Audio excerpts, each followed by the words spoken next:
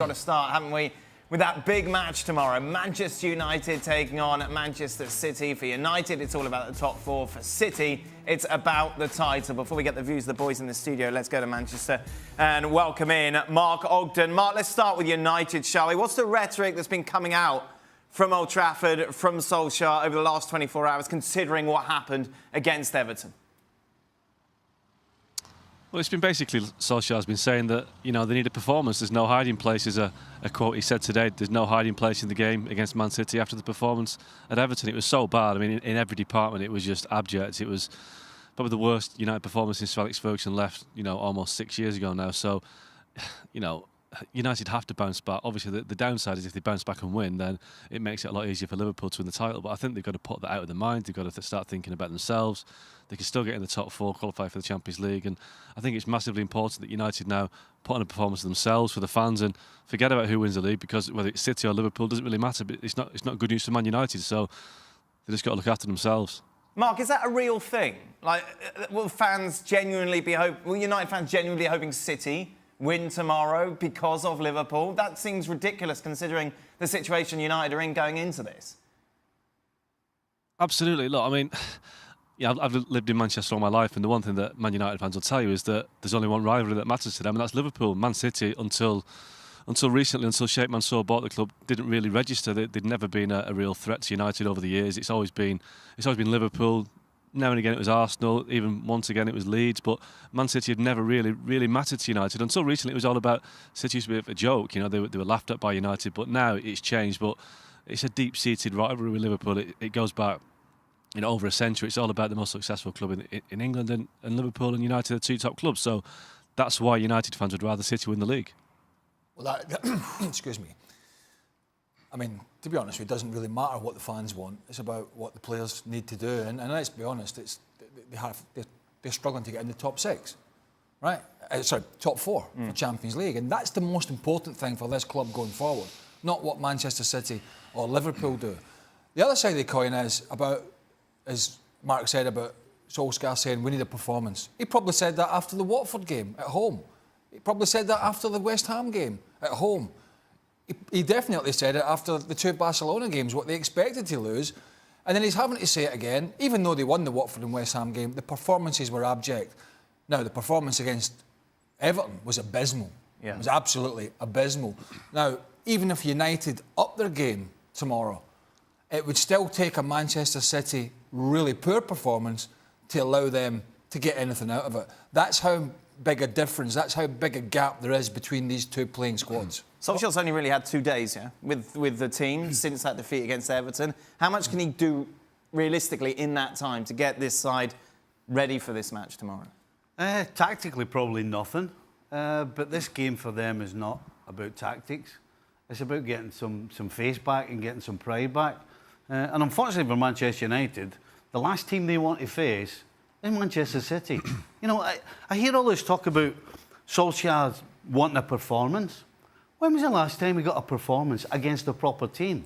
You know, are we going to start saying that getting annihilated against PSG and a miracle happens in getting through, is that a performance? Is that really a performance? I can't imagine how Manchester United win this game against Manchester City. Are you expecting a reaction? There's got to be some sort of reaction, isn't it?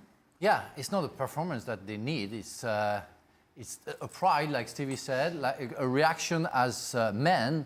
They have to go on the field, you know, as warriors. Because, of course, and Craig said it at the end of his explanation, between the two teams, there is a big gap of quality. And it's not only the performance, it's not only the pride, it's not only being a warrior, it's not maybe calling the god of football to win that game. So it could be, if they lose, it could be an excuse for the fans saying that they don't want Liverpool to win. But you have to face the reality of the quality of, or the non-quality of the Manchester United squad, comparing to what we knew in the history of football.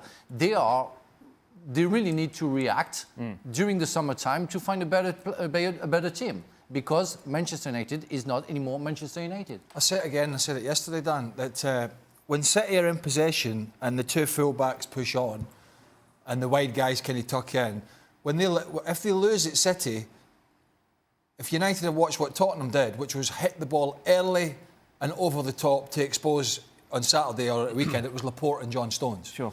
I don't know what the centre-half pairing will be for City because it could change. But that's an Achilles heel for them. That's a vulnerability that when the left sort of 2 against 1 or 2 against 2 as the fullbacks push on, when Eriksen in particular was lobbing it in behind and Son was running in, it caused them all sorts of problems. That's the only way I can see sort of United exposing that back line. The reality of this game is that it's about Manchester City.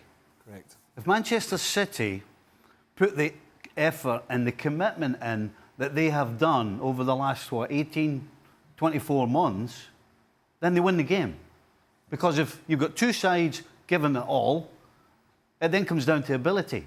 And if we're talking about ability, Manchester City are on a different planet to Manchester United. It's not one player. I'm trying to think off the top of my head. There's not None. one player at the moment in that United team that would get into the City side. No. And Normally you'd say De and I Gea, include wouldn't you? David Yeah. De Gea, yes, at the moment.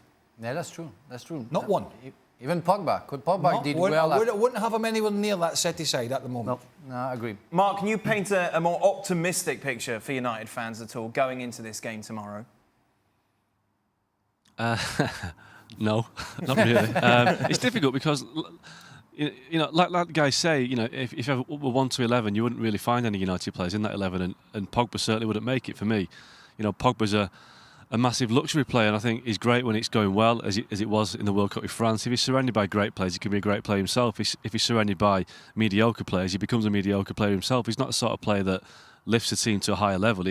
He almost gets dragged down by the team's inadequacies, and I don't think that United can rely on Pogba in any game, and certainly not this one, because I think it's the sort of game that he goes missing, and he went missing in the Nou Camp last week. He went missing at Everton, and you look around that United team, and there aren't many players you can say he will turn up and give you a shift. I mean, you'd always want Marcus Rashford to give 100%, but he needs players around him to perform. So yes, there will be a reaction, and yes, they can't be as bad as they were at Everton. But I remember under David Moyes 5 years ago, United were absolutely hammered at Old Trafford by Liverpool, and thought it can't be as bad as that again. And the next home game was Man City, and they were hammered again 3-0. So, there's no guarantee that United won't get hammered tomorrow night. I just think that if City turn up, and I think they will turn up, then it could be a really uncomfortable night for United. Just a reminder of the record, when these two teams have met at Old Trafford, United have only won once out of the last 7 meetings against City, conceding 17 goals in the process. And whatever happens tomorrow, history will be made, because never in the Premier League era have Manchester United been less fancied by the bookies in a match at Old Trafford.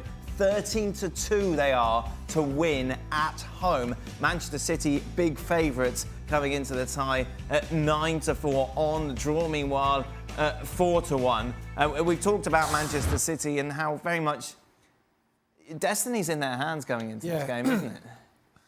Oh, I bet it's in their hands. It's as simple as that, and that's a good place to be.